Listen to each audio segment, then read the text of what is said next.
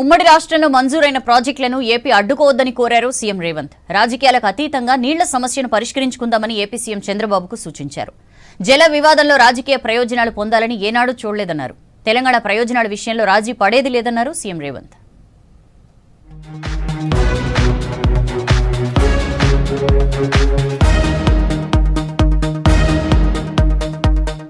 జల వివాదంతో రాజకీయ ప్రయోజనం పొందాలని తమ ప్రభుత్వం ఎప్పుడూ భావించలేదన్నారు సీఎం రేవంత్ రెడ్డి. పంచాయతీ కావాలా, నీళ్లు కావాలా అని తనను అడిగితే నీళ్లే కావాలంటానన్నారు. రాజకీయాలకు అతీతంగా నీళ్ల సమస్యను పరిష్కరించుకుందామని ఏపీ సీఎం చంద్రబాబుకు సూచించారు రేవంత్. కృష్ణా నదిపై ఉమ్మడి ఏపీలో మంజూరైన ప్రాజెక్టులకు అడ్డు చెప్పొద్దని కోరారు. మహేశ్వరం నియోజకవర్గం రావిర్యాలలో ఫ్లూయిడ్స్ తయారీ యూనిట్ను ప్రారంభించిన సీఎం నీళ్ల వివాదం పరిష్కరించుకుందామని ఏపీకి పిలుపునిచ్చారు.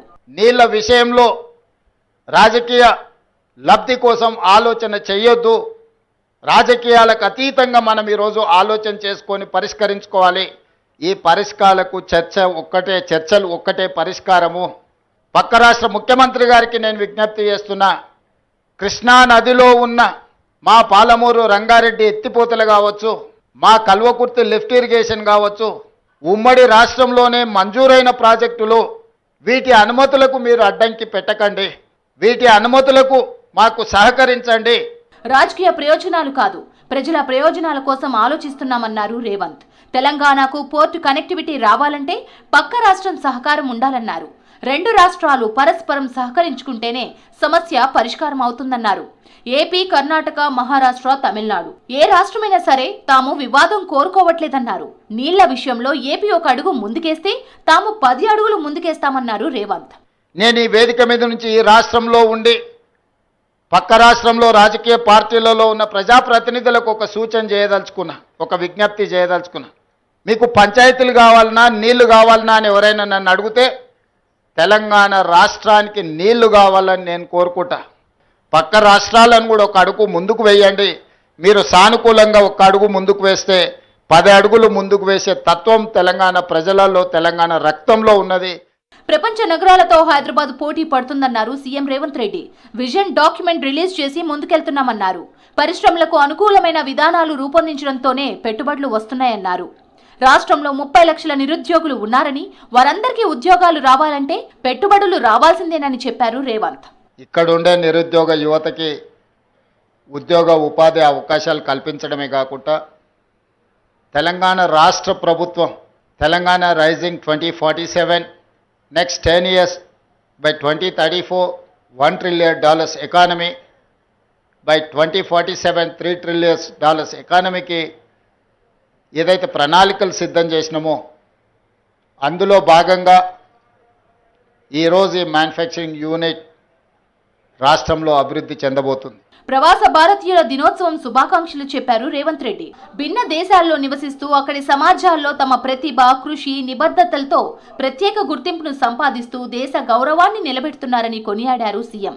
అనేక రంగాల్లో ప్రవాస భారతీయుల కృషి ప్రపంచాన్ని ప్రభావితం చేస్తుందన్నారు సీఎం.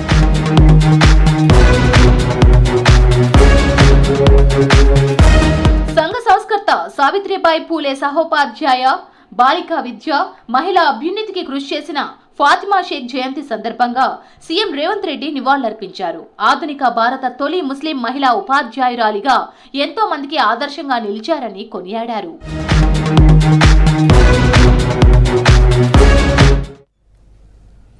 పదేళ్ల కేసీఆర్ పాలనలో కృష్ణా జిల్లాలో రాష్ట్రానికి తీవ్ర అన్యాయం జరిగిందన్నారు మంత్రులు. కృష్ణా జిల్లాలో 71% వాటా కోసం కొట్లాడతామన్నారు. రాష్ట్రంలో పెట్టుబడులకు లైఫ్ సైన్సెస్ కంపెనీలు ఆసక్తి చూపుతున్నట్లు తెలిపారు. అటు తెలంగాణ ఆర్థిక వ్యవస్థ $3 trillion కు చేరుకునేలా రేవంత్ సర్కార్ కృషి చేస్తుందని చెప్పారు. భవిష్యత్ అంతా rare earth minerals దేనన్నారు ministers.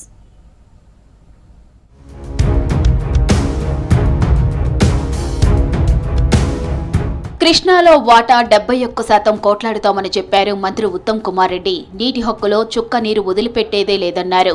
KCR పాలనలో ప్రాజెక్టులపై 17 లక్షల కోట్లు ఖర్చు చేసినా ఏమాత్రం ఫలితం దక్కలేదన్నారు. ఉమ్మడి నల్గొండ జిల్లాలో ఎస్ఎల్బీసీ, జిండి ప్రాజెక్టులను కేసీఆర్ నిర్లక్ష్యం చేశారని మండిపడ్డారు ఉత్తమ్ కుమార్ రెడ్డి.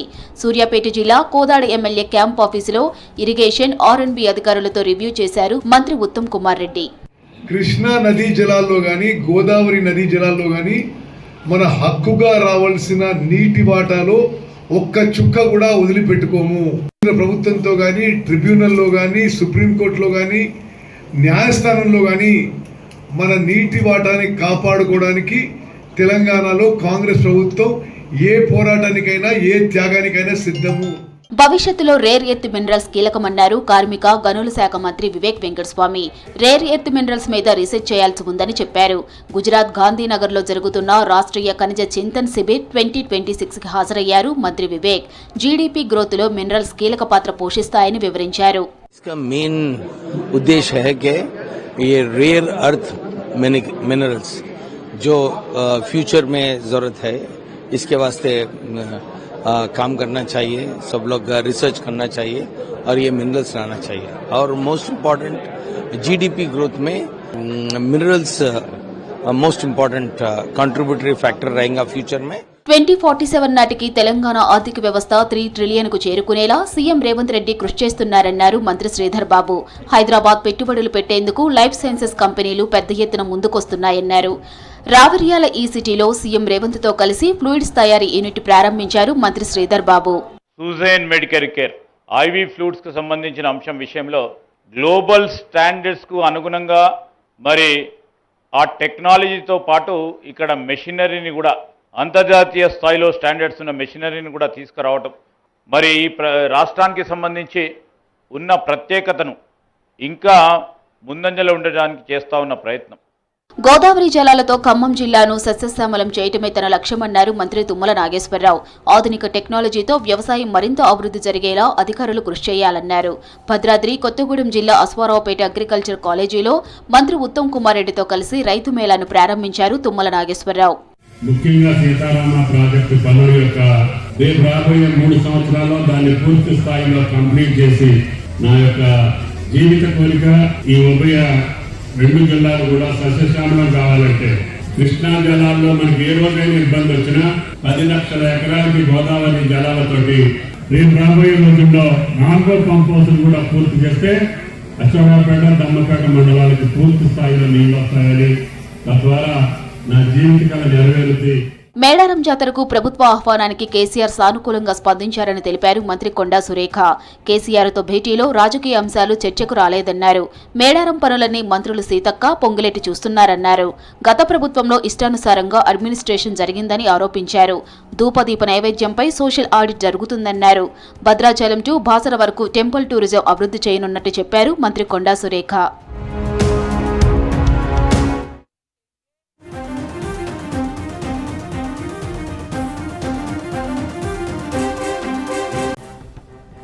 రాష్ట్రంలో ఉద్యోగులందరికీ 1.02 కోట్ల రూపాయల ప్రమాద బీమా అందుబాటులోకి తీసుకొస్తున్నట్లు చెప్పారు డిప్యూటీ సీఎం భట్టి విక్రమార్క.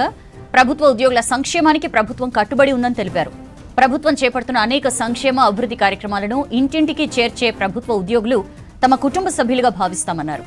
రాష్ట్రంలోని ప్రముఖ బ్యాంకులతో సంప్రదింపులు చేశామని చెప్పారు. గత ప్రభుత్వంలో ఉన్న బకాయిలను క్రమం తప్పకుండా చెల్లించామని గుర్తు చేశారు భట్టి. ఉద్యోగుల ప్రమాద బీమాకు సంబంధించి ఇప్పటికే సింగరేణి, ట్రాన్స్కో, ఎన్పీడీసీఎల్, జెన్కో పరిధిలోని ఉద్యోగులందరికీ 1 కోటికి పైగా ప్రమాద బీమాను అందుబాటులోకి తీసుకొచ్చినట్లు చెప్పారు భట్టి. ఇప్పటికే సింగరేణిలో 38,000 మంది రెగ్యులర్ ఉద్యోగులతో పాటు విద్యుత్ సంస్థలో పనిచేస్తున్న 71,000 మంది ఉద్యోగులకు ప్రమాద బీమా అందిస్తున్నామన్నారు డిప్యూటీ సీఎం.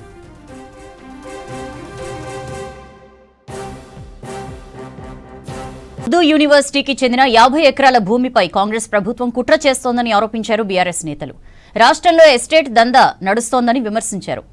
2 ఏళ్ల కాంగ్రెస్ పాలనలో రాష్ట్రం అస్తవ్యస్తమైందన్నారు. బీఆర్ఎస్ నేతల్ని తిట్టడం తప్ప కాంగ్రెస్ చేసిందేం లేదన్నారు.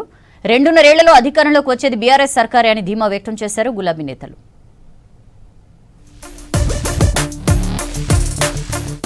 2.5 ఏళ్లలో వచ్చేది కేసీఆర్ ప్రభుత్వమేనన్నారు మాజీ మంత్రి కేటీఆర్. రాష్ట్రంలో రియల్ దందా నడుస్తోందని విమర్శించారు. తెలంగాణలో యూనివర్సిటీ భూములను లాక్కోవడం సీరియల్ మాదిరి జరుగుతుందని ఆరోపించారు. హైదరాబాద్ నందినగర్ లో మౌలానా ఉర్దూ నేషనల్ యూనివర్సిటీ విద్యార్థులతో కేటీఆర్ సమావేశమయ్యారు. బడేబాయి, చోటేబాయి తెలంగాణ ప్రభుత్వాన్ని నడుపుతున్నారని విమర్శించారు కేటీఆర్. కానీ ఎందుకో మరి బడేబాయి, చోటేబాయి రిలేషన్ కావచ్చు, ఇంకోటి కావచ్చు, ఇంతవరకు కేంద్ర ప్రభుత్వం ఎలాంటి చర్య కూడా తీసుకోలేదు, ఎలాంటి ఇన్వెస్టిగేషన్ కూడా ప్రారంభించలేదు. ఒకవేళ హైదరాబాద్ సెంట్రల్ యూనివర్సిటీలో కనుక కేంద్ర ప్రభుత్వం గట్టిగా యాక్ట్ చేసి ఉంటే రాష్ట్ర ప్రభుత్వం ఈరోజు ఈ దాష్టికానికి ఒడిగట్టే పరిస్థితి ఉండేది కాదు. 2 ఏళ్ల కాంగ్రెస్ పాలనలో రాష్ట్రం వ్యవస్థ అస్తవ్యస్తమైందన్నారు మాజీ మంత్రి హరీష్ రావు. కాంగ్రెస్ పాలనలో కరెంటు 12 గంటలకు మించి రావడం లేదని చెప్పారు. ప్రభుత్వం యూరియా కోసం యాప్లు పెట్టి రైతులను ఇబ్బందులు పెడుతోందన్నారు. సిద్దిపేట జిల్లా నంగునూరు మండలం నర్మెట ఆయిల్ ఫామ్ ఆయిల్ ఫ్యాక్టరీని సందర్శించారు మాజీ మంత్రి హరీష్ రావు.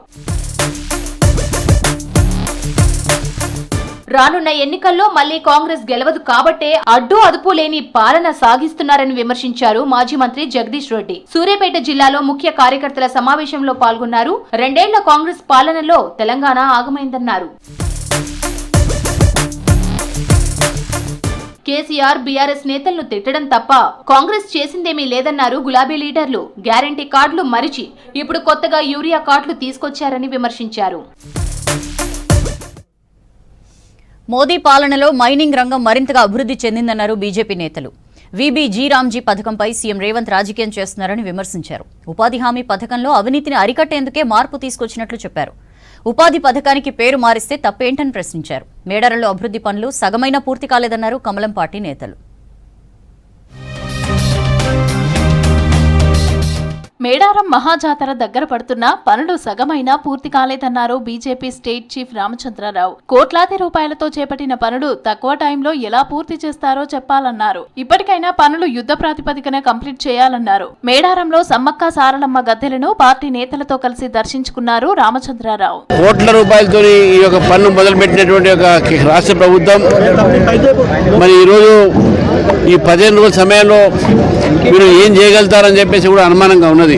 కాబట్టి ఈ సందర్భంగా నేను ప్రభుత్వాన్ని కోరుతా ఉన్నాను, ఇక్కడ సౌకర్యాలు పనులు అన్ని కూడా వారు వేగవంతం చేసి పూర్తి చేసి ఇక్కడ వచ్చే భక్తులకు అన్ని సౌకర్యాలు కలిగించాల్సిన కోరుతా ఉన్నాను. మోదీ హయాంలో మైనింగ్ రంగం మరింత అభివృద్ధి అయ్యిందన్నారు కేంద్ర మంత్రి కిషన్ రెడ్డి. 2014 నుంచి ఖనిజ అన్వేషణలో దాదాపు 190% గ్రోత్ ఉందని చెప్పారు. గుజరాత్ గాంధీనగర్ లో జరుగుతున్న రాష్ట్రీయ ఖనిజ చింతన్ శిబిర్ 2026 కి హాజరయ్యారు. आज भारत बदल गए और सभी मुख्यमंत्री चर्चा कर रहे हमारा स्टेट कैसा विकास हो, हमारा स्टेट में इन्वेस्टमेंट कैसा हो, हमारा स्टेट गुजरात के जैसा हो, ऐसा एक देश भर में एक पॉजिटिव डिस्कशन आज हो रहे हैं. यही स्पिरिट माइनिंग सेक्टर के लिए भी नए वर्ष के इंस्पिरेशन का ఎజెండా होना चाहिए. వీబీజీ రామ్జీ పథకంపై సీఎం రేవంత్ రెడ్డి రాజకీయం చేస్తున్నారని మండిపడ్డారు నిజామాబాద్ ఎంపీ అరవింద్. పథకం ద్వారా కేంద్రం పనిదినాలు పెంచుతుందన్నారు. గిరిజన కుటుంబాలకు 150 పనిదినాలు కల్పించనున్నట్టు తెలిపారు. దీంట్లో గ్రామానికి ఎట్లా మేలు జరుగుతుంది రాష్ట్ర ప్రభుత్వంకి ఒక మంచి అవకాశం ఇది. అపోజిషన్ పార్టీలకి ప్లానింగ్ మంచిగా చేసుకోండి, గ్రామానికి కనెక్ట్ అయ్యే అవకాశం లేదు. చిత్తశుద్ధి లేదు, డెవలప్మెంట్ మీద చిత్తం లేదు, మేము పని చేయము, ఎంతసేపు పైసలు మింగుడు, కరప్షన్, దీని మీద చిత్తం పెడతామంటే. శ్రీరాముడి పేరు ఉపాధి పథకంలో ఉంటే కాంగ్రెస్ జీర్ణించుకోలేకపోతుందన్నారు రాజ్యసభ సభ్యుడు లక్ష్మణ్. ఉపాధి హామీ పథకంలో అవినీతిని అరికట్టేందుకే విధానాల్లో మార్పు తీసుకొచ్చినట్లు తెలిపారు. ఖేల్ రత్న అవార్డును రాజీవ్ గాంధీ పేరు పెట్టలేదా అని ప్రశ్నించారు. తెలంగాణలో రాబోయేది బీజేపీ గవర్నమెంటే అని ధీమా వ్యక్తం చేశారు లక్ష్మణ్. ఎటువంటి ట్రాన్స్పరెన్సీ లేదు. ఇప్పుడు రియల్ టైం డేటా అప్లోడ్ చేసి జీపీఎస్ మొబైల్ మానిటరింగ్ ద్వారా ఏఐ ద్వారా ఆ మోసాలు అరికట్టడానికి తీసుకున్న చర్యలు కొన్ని రాష్ట్రాలకు జీర్ణించుకోలేకపోతుంది. ఎందుకంటే అనేక రాష్ట్రాలు మనం చూసాం, వెస్ట్ బెంగాల్, తమిళనాడు లాంటి రాష్ట్రాలు ఏ రకంగా ఈ మన్రేగా పేరు మీద 100,000 కోట్లు మరి దోచుకున్నారు. గత బీఆర్ఎస్ ప్రభుత్వం లాగే కాంగ్రెస్ పాలన ఉందన్నారు బీజేపీ నేతలు. ఇచ్చిన హామీలు అమలు చేయకుండా కాంగ్రెస్ డైవర్ట్ పాలిటిక్స్ చేస్తోందని విమర్శించారు. నీటి విషయంలో ఏపీ ప్రయోజనాలపై రాజీ పడేది లేదన్నారు సీఎం చంద్రబాబు. పోలవరం నుంచి నల్లమల సాగర్ కు నీటిని తీసుకెళ్తామన్నారు. బ్లోఅవుట్ ప్రాంతంలో ఏరియాలు సర్వే చేశారు ఏపీ సీఎం. సంక్రాంతి సందర్భంగా తెలంగాణ ప్రజలకు గోదావరి ఆతిథ్యం ఇవ్వాలన్నారు డిప్యూటీ సీఎం పవన్ కళ్యాణ్. అటు తిరుమలలో వైకుంఠ ద్వార దర్శనాలు సక్సెస్ఫుల్ గా కంప్లీట్ చేసినట్లు తెలిపింది టీటీడీ. పోలవరం నుంచి నల్లమల సాగర్ కు నీళ్లు తీసుకెళ్తామన్నారు ఏపీ సీఎం చంద్రబాబు. తెలుగు జాతి మధ్య విద్వేషాలు వద్దని చెప్పారు. ఏపీ ప్రయోజనాల విషయంలో ఎట్టి పరిస్థితుల్లో రాజీ పడబోమని చెప్పారు. కలిసి ఉంటేనే తెలుగు జాతికి ఉపయోగమన్నారు సీఎం చంద్రబాబు. తూర్పుగోదావరి జిల్లా రాయపురం గ్రామ సభలో చంద్రబాబు పాల్గొన్నారు. నేను ఒకటే చెప్తున్నాను, నాకు కావాల్సింది గొడవలు కాదు, నా జాతి ప్రయోజనాలు, తెలుగు జాతి ప్రయోజనాలు. నన్ను ఎన్నుకున్న ఆంధ్రప్రదేశ్ రాష్ట్ర ప్రయోజనాలు ఎట్టి పరిస్థితుల్లో ముందుకు తీసుకుపోతారని మరొక్కసారి హామీ ఇస్తున్నా.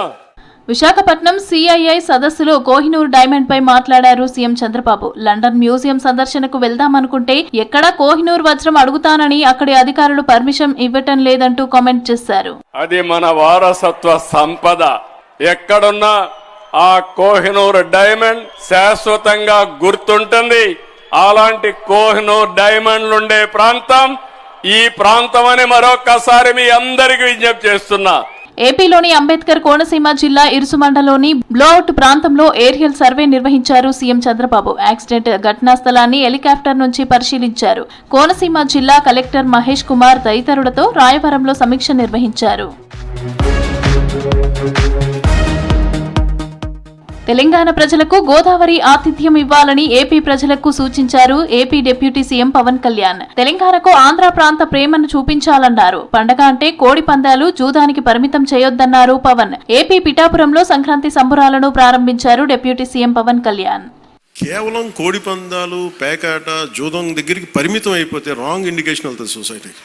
ఇంకెక్కడ ఎలా మనం, ఎందుకంటే మన సంస్కృతిని మనల్ని దేనికైతే అసలు మూలం ఎట్లా ప్రారంభం అది మర్చిపోయాం అనుకోండి, మర్చిపోతే అది దారి తప్పేస్తాం. సో ఇది సంస్కృతి మూలాల్ని పరిరక్షించడానికి, మర్చిపోకూడదని చెప్పడానికే ఈ వేడుక ఈ రోజున పీఠిక. ఇది మొత్తం రాష్ట్రంలో ప్రతి నియోజకవర్గంలో ఇది అవ్వాలి. ఏపీ తిరుమలలో వైకుంఠ ద్వార దర్శనాలను విజయవంతంగా పూర్తి చేసినట్లు చెప్పారు TTD EO B R Naidu. Vaikuntha Ekadashi దర్శనాలు అద్భుతంగా జరిగాయని చెప్పారు. 10 రోజుల్లో 7 లక్షల మంది భక్తులకు పైగా వైకుంఠ ద్వార దర్శనం చేసుకున్నారన్నారు. వైకుంఠ ద్వార దర్శనాల్లో 93% మంది సంతృప్తి వ్యక్తం చేశారని మన అధికారులు తెలియజేయడం జరిగింది. ఈ 10 రోజుల్లో స్వామివారిని దర్శించిన భక్తుల సంఖ్య 7,83,000 మంది. ఏపీలో ఎట్టకేలకు ధాన్య బుద్ధ ప్రాజెక్టు ప్రారంభమైంది. ప్రభుత్వం దీనికి భారీగా నిధులు వెచ్చించింది. త్వరలో దీన్ని పూర్తి చేస్తామని కూటమి సర్కార్ ప్రకటించింది. పార్లమెంట్ బడ్జెట్ సమావేశాల తేదీలు ఖరారయ్యాయి. జనవరి 28 నుంచి ఏప్రిల్ 2 వరకు సమావేశాలు నిర్వహించనుంది కేంద్రం. తొలి దశ సమావేశాలు జనవరి 28 నుంచి ఫిబ్రవరి 13 వరకు జరుగుతాయన్నారు పార్లమెంటు వ్యవహారాల శాఖ మంత్రి కిరణ్ రిజిజు. అలాగే మార్చి 9 నుంచి ఏప్రిల్ 2వ తేదీ వరకు రెండో దశ సమావేశాలు నిర్వహించనున్నట్లు తెలిపారు. పార్లమెంటు ఉభయ సభలు సమావేశమయ్యేందుకు ప్రభుత్వం ప్రతిపాదించిన తేదీలకు ప్రెసిడెంట్ ముర్ము ఆమోదం తెలిపారన్నారు రిజిజు.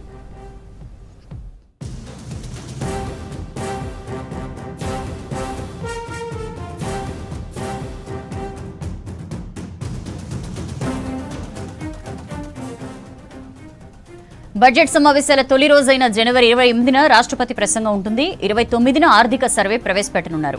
అలాగే ఫిబ్రవరి 1న బడ్జెట్ను సమర్పించనున్నారు ఆర్థిక మంత్రి నిర్మలా సీతారామన్. అయితే ఫిబ్రవరి 1న ఆదివారం కావడంతో సమావేశ తేదీలపై కొన్ని రోజులుగా సందిగ్ధత నెలకొంది. తాజా ప్రకటనతో క్లారిటీ ఇచ్చింది కేంద్రం.